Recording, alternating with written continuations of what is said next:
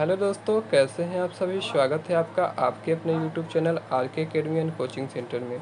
तो आज की वीडियो में हम पढ़ने वाले हैं हिंदी क्लास 10 का बहुत ही इंपॉर्टेंट पोर्शन पद परिचय। तो चलिए वीडियो को स्टार्ट करते हैं। सबसे पहले जान लेते हैं कि पद क्या होता है, पद परिचय क्या होता है। वाक्य में प्रयुक्त पदों का व्याकरणिक परिचय देना ही पद परिचय कहलाता है। ठीक है, कि वाक्य में कौन सा चीज़ क्या है। ठीक है, इसी को क्या कहेंगे, पद परिचय कह देंगे। ठीक है, अब पद परिचय के भेद और उसके उदाहरण देखते हैं कि उसके कितने भेद होते हैं और क्या क्या उदाहरण हैं। जैसे सबसे पहला भेद होता है उसका संज्ञा। ठीक है, संज्ञा क्या होता है, किसी व्यक्ति वस्तु या स्थान के नाम को क्या कहते हैं, संज्ञा कहते हैं। ठीक है, ये सब पूछा नहीं जाता है, फिर भी हमको समझना है। ठीक है, तो सबसे पहला क्या हो जाएगा, संज्ञा के 3 भेद हो जाएंगे। ठीक है, हमारे सिलेबस के अनुसार संज्ञा के 3 भेद हो जाएंगे। पहला हो जाएगा जातिवाचक संज्ञा, दूसरा हो जाएगा व्यक्तिवाचक संज्ञा, तीसरा हो जाएगा भाववाचक संज्ञा। अब सबसे पहले बारी बारी से एक एक संज्ञा को देखते हैं और समझने का प्रयास करते हैं। तो सबसे पहले हम लोग देखेंगे कि व्यक्तिवाचक, सॉरी हमने इधर उधर लिख दिया है। ठीक है, तो सबसे पहले हम लोग देखेंगे व्यक्तिवाचक संज्ञा को। ठीक, व्यक्तिवाचक संज्ञा, व्यक्तिवाचक संज्ञा का सबसे पहले डिफिनीशन देखेंगे, फिर उसे समझेंगे। किसी विशेष व्यक्ति वस्तु या स्थान के नाम को व्यक्तिवाचक संज्ञा कहते हैं। ठीक है, किसी विशेष चीज़ की बात अगर की जाए, ठीक है, किसी विशेष व्यक्ति वस्तु या स्थान की अगर हम बात करेंगे तो उसे व्यक्तिवाचक संज्ञा कहते हैं। जैसे आगरा का ताजमहल विश्व प्रसिद्ध है। यहाँ आगरा का ताजमहल और आगरा दोनों क्या हो जाएंगे, व्यक्तिवाचक संज्ञा हो जाएंगे। ठीक है, विशेष चीज़ की बात की जाए। ठीक, अब देखिए यहाँ पे दिया गया है कि अमन एक अच्छा लड़का है, तो अमन भी क्या हो जाएगा, व्यक्तिवाचक संज्ञा हो जाएगा। ठीक है, अमन भी क्या हो जाएगा, व्यक्तिवाचक संज्ञा है, क्योंकि एक विशेष व्यक्ति वस्तु या स्थान की बात की जा रही है। अगर यहाँ पे हम लड़का की बात करेंगे तो क्या हो जाएगा, जातिवाचक संज्ञा हो जाएगा। हम दूसरे पार्ट में संज्ञा के दूसरे भेद में हम देखेंगे। तो हम लोग देखते हैं हम जातिवाचक संज्ञा क्या होता है। जातिवाचक संज्ञा क्या होता है, जिस संज्ञा शब्द से उसकी संपूर्ण जाति, ठीक है, उसकी संपूर्ण जाति का बोध हो उसे जातिवाचक संज्ञा कहते हैं। उसे क्या कहते हैं, जातिवाचक संज्ञा कहते हैं। जैसे तुम्हारा कुत्ता बड़ा प्यारा है। ठीक है, यहाँ पे कुत्ता की बात की गई तो संसार के जितने, विश्व के जितने भी कुत्ते हैं इसी में आ जाएंगे, उनकी संपूर्ण जाति का बोध हो जा रहा है। लेकिन अगर आपके कुत्ते का नाम है टॉमी, ठीक है, तो अगर आप कहेंगे कि आपका टॉमी कुत्ता बहुत प्यारा है, तो टॉमी क्या हो जाएगा, व्यक्तिवाचक संज्ञा हो जाएगा, लेकिन कुत्ता क्या हो जाएगा, जातिवाचक संज्ञा रहेगा। ठीक है, अगर हम कहेंगे टॉमी, ठीक है, टॉमी, ठीक है, बड़ा प्यारा है। ठीक है, टॉमी बड़ा प्यारा है, यहाँ पे क्या हो जाएगा, टॉमी जो है वो व्यक्तिवाचक संज्ञा हो जाएगा। टॉमी कुत्ता की बात की जाएगी तो टॉमी क्या हो जाएगा, व्यक्तिवाचक संज्ञा हो जाएगा। अगर यहाँ पे अगर कुत्ता, तुम्हारा कुत्ता बड़ा प्यारा है, तो कुत्ता क्या हो जाएगा, व्यक्तिवाचक संज्ञा हो जाएगा, क्योंकि कुत्ते से पूरे संसार के कुत्ते की बात की जा रही है। यह पुस्तक बहुत अच्छी है। ठीक है, यह पुस्तक बहुत अच्छी है, तो यहाँ पुस्तक क्या हो जाएगा, जातिवाचक संज्ञा हो जाए। अगर हम कहेंगे कि हिंदी पुस्तक, ठीक है, हिंदी पुस्तक, ठीक है, हिंदी पुस्तक बहुत अच्छी है, ठीक है, बहुत अच्छी है, तो यहाँ हिंदी क्या हो जाएगा, व्यक्तिवाचक संज्ञा हो जाएगा। आशा करते हैं कि आपको अच्छे से समझ में आएगा होगा। ठीक है, अब देखते हैं भाववाचक संज्ञा। भाववाचक संज्ञा का डिफिनीशन होता है जिस संज्ञा शब्द से उसकी अवस्था या भाव का पता चले। अवस्था या भाव क्या होता है, ठीक है, भाव का बोध हो या पता चले उसे भाववाचक संज्ञा कहते हैं, उसे भाववाचक संज्ञा होती है। जैसे बचपना बहुत आनंददायक है, यहाँ पे बचपना की बात की गई है, यहाँ भाव है, ठीक है, या अवस्था है। ठीक है, ये हमारी अवस्था है बचपना, फिर हम लोग जवान होते हैं, फिर हम लोग बूढ़े हो जाते हैं। तो बचपना की बात की जाए तो यहाँ भाववाचक संज्ञा हो जाएगा, क्योंकि यहाँ पे हमारी अवस्था की बात की जा रही है। ठीक है, हमारी अवस्था की बात की जा रही है। ठीक है, बुढ़ापा बड़ा कष्टदायी है, यहाँ पे भी हमारी अवस्था की बात की जा रही है। तो इस प्रकार से ये भाववाचक संज्ञा हो जाएगी। अब देखते हैं, देखिए अब देखते हैं पद परिचय के दूसरे पार्ट पे, दूसरे भेद के, जो होता है सर्वनाम। ठीक है, जो होता है सर्वनाम। दोस्तों इस वीडियो में हम इसका पूरा एक्सप्लेन करेंगे। अगले वीडियो में हम पद परिचय का एग्जाम्पल जो है उसको कैसे सॉल्व करना है, पेपर में कैसे पूछा जाता है, उसको हम करना सिखाएंगे। ठीक है, तो चलिए देखते हैं सर्वनाम। सर्वनाम को हम लोग देखिए लिंग, वचन, कारक, क्रिया एवं अन्य शब्दों के साथ को बदलना रहेगा, क्वेश्चन में रहेगा, इसलिए मैंने इसको पहले ही लिख दिया है। ठीक है, इसलिए मैंने इसको पहले ही लिख लिया है। इसी प्रकार से संज्ञा जो है, संज्ञा को भी लिंग, वचन, काल और कारक के अनुसार हमको बदलना रहेगा क्वेश्चन में, इसलिए हमने इस सबको पहले से ही लिख दिया है। अभी नहीं करना है, नेक्स्ट वीडियो में हम बताएंगे कि कैसे पद परिचय को हमें लिखना है। ठीक है, पहले इसका सबसे पहले एक्सप्लेनेशन हम लोग देख लेते हैं। अगले वीडियो में हम देखेंगे, क्वेश्चन सॉल्व कराएंगे कैसे हमें इसको करना है। चलिए तो देखते हैं सर्वनाम क्या होता है। सर्वनाम वो होता है जो संज्ञा के स्थान पर प्रयुक्त हो, उसे सर्वनाम कहते हैं। ठीक है, संज्ञा के स्थान पर प्रयुक्त शब्दों को सर्वनाम कहते हैं, जैसे यह, मैं, वह। ठीक है, जैसे जैसे क्या हो जाएगा, जैसे रवि स्कूल जाता है। ठीक है, रवि स्कूल जाता है। ठीक है, रवि की स्कूल जाता है, हम रवि की जगह क्या कर दे, रवि की जगह हम कर देंगे वह स्कूल जाता है, वह स्कूल जाता है। तो यहाँ रवि के स्थान पे हम वह का प्रयोग किए, वही हमारा क्या हो जाएगा, सर्वनाम हो जाएगा। ठीक है, अब सर्वनाम के भेद देख लेते हैं हमारे बुक के अकॉर्डिंग। ठीक है, हमारे सिलेबस के अकॉर्डिंग हम सर्वनाम के भेद देख लेते हैं। तो सबसे पहला हो जाएगा पुरुषवाचक सर्वनाम। पुरुषवाचक सर्वनाम के 3 भेद होते हैं। पहला उत्तम पुरुषवाचक, दूसरा मध्यम पुरुषवाचक, तीसरा अन्य पुरुषवाचक। उत्तम पुरुषवाचक से आशय क्या है, जैसे ये हो जाएगा फर्स्ट पर्सन, यानी मेरी बात हो, जैसे मैं। ठीक है, मैं स्कूल जाता हूँ, ये मेरा ड्राइंग बॉक्स है। ठीक है, इस प्रकार से हो जाएगा उत्तम, यानी मेरी बात की जाए। मध्यम का तो मतलब मेरे साथ कोई एक और रहे। ठीक है, मैं दूसरे से बात करूँ। ठीक है, मैं जैसे कहूँ मेरा दोस्त है कोई, तो मैं उससे कहूँ तुम्हारा क्या, तुम्हारे पिताजी क्या करते हैं। ठीक है, तुम्हारे पिताजी क्या करते हैं, क्या करते हैं, तो ये तुम्हारे जो हो जाएगा। ठीक है, मध्यम पुरुष हो जाएगा। लेकिन हम लोग दोनों लोग मिलके अगर अन्य पुरुष की बात की, तो वो अन्य तीसरे पुरुष की बात करेंगे तो क्या हो जाएगा, अन्य पुरुषवाचक सर्वनाम हो जाएगा। जैसे हम दोनों हैं, अब हम लोगों ने तीसरे पुरुष की बात की, 2 लोग मिलके तीसरे आदमी की बात की। जैसे हम लोग दोनों लोग मिले, फिर उसके बाद मैंने बात किया कि वह बहुत पढ़ता है, वह बहुत पढ़ता है। 2 लोग मिलकर तीसरे की बात करेंगे तो वह क्या हो जाएगा, पुरुषवाचक, अन्य पुरुषवाचक सर्वनाम हो जाएगा। ठीक है, आशा करते हैं आपको अब समझ में आया होगा। अब हम लोग देखते हैं निश्चयवाचक सर्वनाम क्या होता है। ठीक है, तो निश्चयवाचक सर्वनाम हो जाएगा किसी निश्चित व्यक्ति, वस्तु या स्थान का बोध कराते हैं, उन्हें निश्चयवाचक सर्वनाम कहते हैं। जैसे किसी निश्चित, यानी जो संख्या दी होगी, जो सामान दिया होगा, जो भी चीज़ें रही होंगी, वो निश्चित है कि इतना ही है। ठीक है, इतना ही है। ठीक है, तो वो हो जाएगा निश्चयवाचक सर्वनाम। जैसे मुझे 5 किलो आटा दे दो, मुझे। ठीक है, मुझे 5 किलो आटा दे दो। ये यहाँ 5 किलो आटा निश्चित चीज़ है कि 5 किलो हमको आटा चाहिए। ठीक है, तो ये क्या हो जाएगा, निश्चयवाचक सर्वनाम हो जाएगा। मुझे 2 मीटर कपड़ा दे दो, ये भी क्या हो जाएगा, निश्चयवाचक सर्वनाम। जिसमें निश्चित हो वो निश्चयवाचक सर्वनाम हो जाएगा। चलिए तो दोस्तों अब देखते हैं अनिश्चयवाचक सर्वनाम।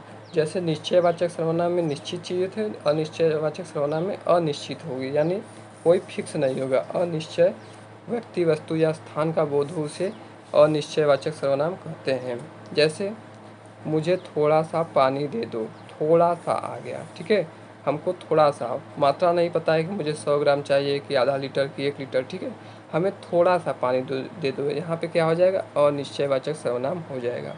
उसे हल्की सी चोट आई। ठीक है, कितना आई नहीं पता मुझे, बस उसे हल्की सी चोट आई। हल्की सी चोट क्या हो जाएगा, अनिश्चयवाचक सर्वनाम हो जाएगा। ठीक है, यानी जिस सर्वनाम शब्द से किसी अनिश्चित व्यक्ति, वस्तु या स्थान का बोध हो। ठीक है, उसे कहेंगे अनिश्चयवाचक सर्वनाम कहेंगे। उसे क्या कहेंगे, अनिश्चयवाचक सर्वनाम कहेंगे। आगे देखते हैं संबंधवाचक सर्वनाम। जिस सर्वनाम शब्द से 2 वाक्यों का एक साथ जोड़ा जाता है, उन्हें संबंधवाचक सर्वनाम कहते हैं। जैसे मतलब जैसे दो सेंटेंस दिए रहेंगे, तो दोनों सेंटेंस में, 2 वाक्य में दोनों एक दूसरे पे डिपेंड रहेंगे, ठीक है, उन्हें क्या कहेंगे, संबंधवाचक, यानी एक दूसरे से संबंधित रहेंगे, डिपेंड रहेंगे, ठीक है, निर्भर रहेंगे, उसे कहेंगे संबंधवाचक सर्वनाम। जैसे जैसी करनी वैसी भरनी, यानी जैसी करनी का संबंध किससे, वैसी भरनी से, ठीक है, तो ये हो जाएगा संबंधवाचक सर्वनाम, ठीक है। जिसकी लाठी उसकी भैंस, जिसकी लाठी का संबंध किसकी है, किससे हो रहा है, उसकी भैंस से, तो ये हो जाएगा संबंधवाचक सर्वनाम, ठीक है। अब देखते हैं प्रश्नवाचक सर्वनाम क्या होता है। जिस सर्वनाम वाक्य में प्रश्न पूछा जाता है उसे प्रश्नवाचक सर्वनाम कहते हैं। जैसे जिस भी सर्वनाम शब्द में क्या हो जाए, प्रश्न पूछा जाए, उसे क्या कहेंगे, प्रश्नवाचक सर्वनाम कहेंगे। और इसमें प्रश्नवाचक चिन्ह लगता है इस प्रकार से, ठीक है, इस प्रकार से प्रश्नवाचक चिन्ह लगता है। और कई कई ऐसे सर्वनाम होते हैं जिसमें प्रश्नवाचक चिन्ह नहीं लगाया भी जाता है, ठीक है। जैसे कौन आया था, ठीक है, प्रश्न पूछ रहा है कौन आया था, ठीक है, तो यहाँ कौन क्या हो जाएगा, ठीक है, आया था तो पता है, लेकिन कौन आया था, ठीक है, प्रश्न पूछा जाए तो उत्तर मिलेगा ना कि मोहन आया था, सोहन आया था, अमन आया था, विपिन आया था, ठीक है। और माँ ने क्या बनाया है, माँ ने खाने में क्या बनाया है, ठीक है, प्रश्न पूछा जा रहा है तो ये क्या हो जाएगा, प्रश्नवाचक सर्वनाम हो जाएगा, ठीक है। अब माँ ने सब्जी बनाया है कि दाल बनाया है कि और कुछ बनाया है, ठीक है, पता नहीं है, तो अगर प्रश्न पूछा जा रहा है, ठीक है, तो हो जाएगा प्रश्नवाचक सर्वनाम। अब देखते हैं निजवाचक सर्वनाम क्या होता है। जिस सर्वनाम शब्द का प्रयोग अपनापन के लिए किया जाता है, ठीक है, अपनापन, ठीक है, उसे निजवाचक सर्वनाम कहते हैं या होता है, ठीक है। जैसे यह कार में अपने आप का मतलब क्या हो जाएगा, खुद से, ठीक है, अपनापन आ गया, ठीक है, अपनापन आ गया तो ये क्या हो जाएगा, निजवाचक सर्वनाम हो जाएगा। यह मेरी कार है, ठीक है, मेरी कार है तो इसमें अपनापन कौन दे रहा है, अपनापन कौन प्रकट कर रहा है, मेरी, ठीक है, तो यहाँ क्या हो जाएगा, मेरे क्या हो जाएगा, निजवाचक सर्वनाम हो जाएगा, निजवाचक सर्वनाम हो जाएगा, ठीक है। तो चलिए दोस्तों देखते हैं अब कारक और उनके चिन्ह कि कारक जो होता है, जैसे कर्ता ने हो जाएगा, कर्म को हो जाएगा, जैसे राम ने रावण को मारा, ठीक है, राम ने रावण को मारा, ठीक है, राम ने रावण को मारा तो यहाँ ने आ गया तो ने क्या हो जाएगा, कर्ता हो जाएगा, ठीक है, तो कर्ता ने हो जाएगा, कर्म को हो जाएगा। इसका मतलब जिस सेंटेंस में जो ए आएगा उसको हम लोग समझ रहे हैं, कर्ता ने कर्म को करण से द्वारा, ठीक है, संप्रदान को के लिए, ठीक है, पिता ने अपने बच्चे के लिए ये किया तो ये कहा जाएगा संप्रदान कारक, ठीक है। अपादान क्या हो जाएगा, से अलगाव, अलग या अलगाव की स्थिति, जैसे पेड़ से पत्ते गिरे हैं, ठीक है, तो यह क्या हो जाएगा, अलगाव की स्थिति। संबंध क्या हो जाएगा, का के की रा रे री, ये हो जाता है, ठीक है। अधिकरण में हो जाएगा में पर, ठीक है, जैसे नदी में मछलियां हैं, ठीक है, तालाब में मछलियां हैं तो क्या हो जाएगा, अधिकरण कारक हो जाएगा। संबोधन का हो जाएगा हे अरे, अरे सुनते हो, ठीक है, ये सब क्या हो जाएगा, संबोधन वाला, ठीक है। अब देखते हैं इसका हमें थोड़ा यूज होता है, ठीक है, जैसे लिंग वचन, देखिए यहाँ पे लिंग वचन कारक विशेष, ये सब चीज़ें हमें याद होना चाहिए, ठीक है। अब मतलब हमें कारक हमें याद होना चाहिए कौन किसका है, ठीक है, तब हम क्वेश्चन को अच्छे इजीली वे में कर पाएंगे। अब देखते हैं विशेषण क्या होता है। विशेषण जिस शब्द से विशेषता प्रकट होती है उसे विशेषण कहते हैं। ये भी लिंग वचन कारक और विशेष शब्द से हमें मतलब इन सब चीज़ों में हमें बदलना रहेगा, ठीक है, जो हमारा क्वेश्चन पूछा जाएगा इन सभी चीज़ों में हमें बदलना रहेगा, इसलिए इन सबको हमें पहले से ही बदल दिए हैं। यहाँ पे देखिए लिंग वचन कारक के सब आपको पता है, लेकिन विशेष नहीं पता है, विशेष को भी हम समझा देंगे, ठीक है। जैसे अब इसके भी किसी शब्द की विशेषता, ठीक है, जैसे विशेषता क्या है, काला घोड़ा, तो घोड़ा की विशेषता क्या है, काला है, ठीक है, घोड़ा की विशेषता क्या है, तो यहाँ पे जो काला हो जाएगा वो क्या हो जाएगा, विशेषण हो जाएगा इसकी, घोड़ा की। तो जो यहाँ पे घोड़ा है, घोड़ा ही क्या हो जाएगा, विशेष हो जाएगा, ठीक है। 10 केले हैं, 10 केले हैं तो ठीक है, तो केले क्या हो जाएगा, विशेष हो जाएगा। और विशेषता किसकी बताइए, 10 की, तो क्या हो जाएगा, 10 क्या हो जाएगा, विशेषण हो जाएगा। 3 किलो पनीर, 3 किलो क्या हो जाएगा, विशेषण हो जाएगा, पनीर क्या हो जाएगा, विशेष हो जाएगा। यानी जिसकी विशेषता बताई जाएगी वो विशेष हो जाएगा, ठीक है। अब इसके भेद देख लेते हैं कौन कौन से होते हैं। पहला होता है गुणवाचक, गुणवाचक में देखिए जैसे काला घोड़ा है तो घोड़ा की विशेषता बता जाइए तो ये क्या हो जाएगा, इसका गुण है, ठीक है, इसका गुण है कि घोड़ा कैसा है, काला है, तो एक गुणवाचक विशेषण हो जाएगा। अब संख्यावाचक क्या होता है कि जैसे इसमें क्या हो जाएगा, संख्या बताया जाएगी, ठीक है, कि कितने कितने हैं, ठीक है, कितने हैं, वो 1 2 3 4 5 कितने हैं, ठीक है, तो क्या हो जाएगा, संख्यावाचक विशेषण हो जाएगा। अब परिमाणवाचक क्या होता है, परिमाणवाचक में क्या हो जाएगा, जैसे उसकी मतलब उसकी क्वांटिटी बताई जाए कि कितना है, कितना है, ठीक है, तो यहाँ 3 किलो पनीर है, ठीक है, 3 किलो पनीर है, तो 3 किलो क्या हो जाएगा, विशेषण हो जाएगा। कौन सा विशेषण हो जाएगा, परिमाणवाचक, ठीक है। कैसे हो जाएगा, क्योंकि 3 किलो बताया जा रहा है, ठीक है, इसकी क्वांटिटी बताई जा रही है, क्या बताई जा रही है, इसकी क्वांटिटी बताई जा रही है। और पनीर क्या हो जाएगा, विशेष हो जाएगा। थोड़ी सी चीनी, थोड़ी सी चीनी, थोड़ी सी क्या हो जाएगी, परिमाणवाचक विशेषण हो जाएगा, और चीनी क्या हो जाएगा, विशेष हो जाएगा। अब देखिए सर्वनामिक क्या होता है, जैसे यह वह ये सब हो जाएगा, ठीक है। अगला देखते हैं क्रिया। चलिए अब लोग देखते हैं कि क्रिया क्या होता है। क्रिया का मतलब होता है कार्य का होना, कार्य का होना ही क्रिया कहलाती कहलाती है। कार्य का होना ही क्रिया कहलाती है। चलिए इसको देखते हैं और समझते हैं कि क्या होती है। जैसे सकर्मक क्रिया हो जाएगा, ठीक है, इसके दो भेद हो जाएंगे, पहला सकर्मक, दूसरा हो जाएगा अकर्मक।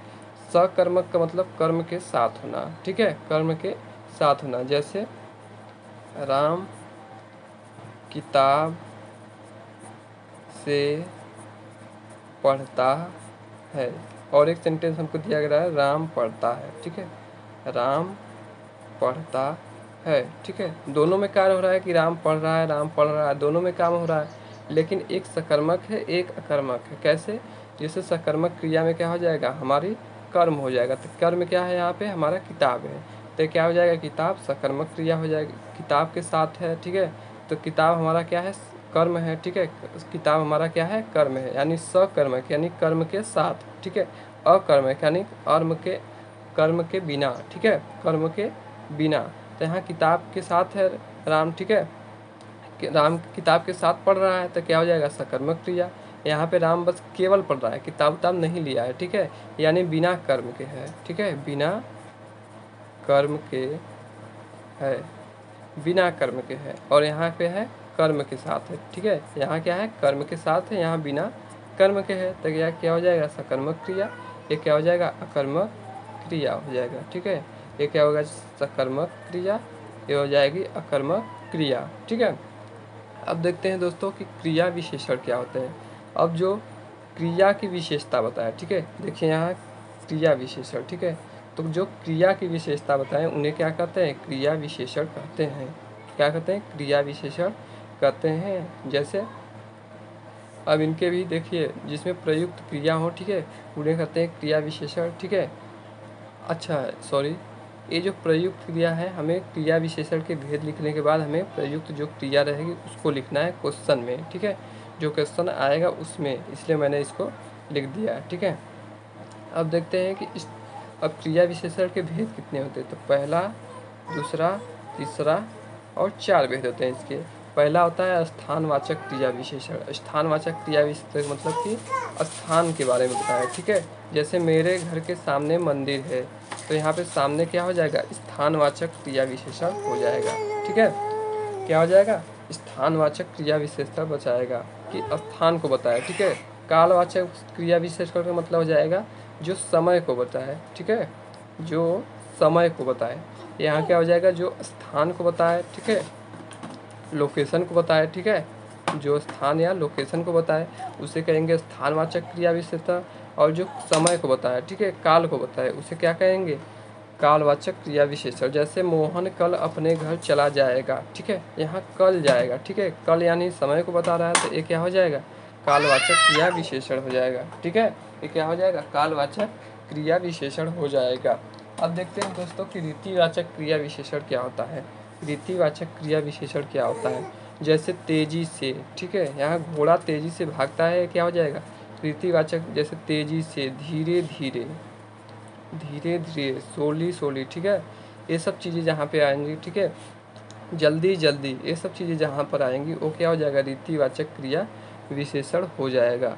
अब होता है परिमाणवाचक, जैसे हाँ, परिमाणवाचक मतलब कि जैसे क्वांटिटी को बताए, ठीक है, क्वांटिटी को बताए, परिमाण को बताए, परिमाण को बताए, ठीक है।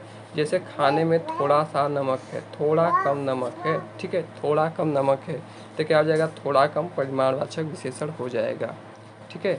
इसी प्रकार से हमारा जो पद परिचय है वो कंप्लीट हो चुका है, ठीक है। हमारा पद परिचय जो कंप्लीट हो चुका है, पद परिचय कंप्लीट हो चुका है, ठीक है। अब देखिए, इसको पढ़ने के बाद हम लोग सीधे डायरेक्ट क्वेश्चन करेंगे जो एग्ज़ाम में पूछा जाता है, किस प्रकार से क्वेश्चन को पूछा जाता है, किस प्रकार से घुमाया जाता है। इस प्रकार को अगले वीडियो में हम यही पढ़ने वाले हैं कि पद परिचय के ट्रिक पर हम आपको ट्रिक भी बताएंगे कि किस प्रकार से आप जल्दी करेंगे इन सब के प्रश्नों को, ठीक है। ये सब पढ़ने के बाद आप तुरंत आ जाइए हमारे चैनल पे, ठीक है। इसके बाद हम बताएंगे कैसे किया जाएगा, ठीक है। तो चलिए लाइक करें, शेयर करें, थैंक यू।